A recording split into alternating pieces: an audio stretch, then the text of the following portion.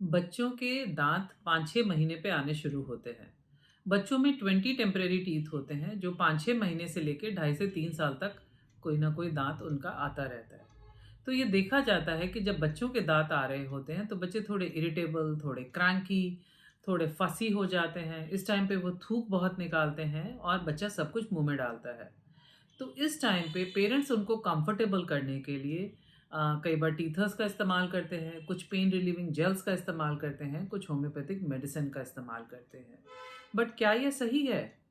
Teethers का इस्तेमाल हमारी पीडियाट्रिक कमेटी के हिसाब से नहीं करना चाहिए। टीथर्स के अपने काफ़ी नुकसान हैं जो कि आज मैं आपसे साथ डिस्कस करूँगी।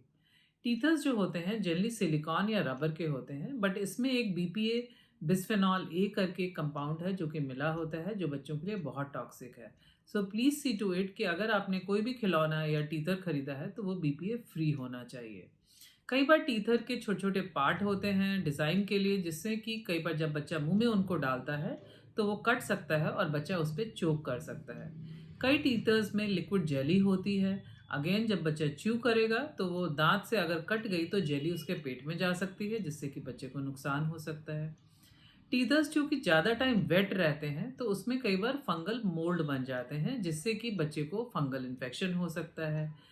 टीथर चूंकि मुंह में रहते हैं तो उससे बच्चों के जर्म्स या डस्ट भी बच्चों के मुंह में पहुंचता है, जो कि अगेन बच्चों के लिए ठीक नहीं है। अगर बच्चा ज़्यादा टाइम टीथर इस्तेमाल करता है तो बच्चा मेंटली डिपेंडेंट हो जाता है।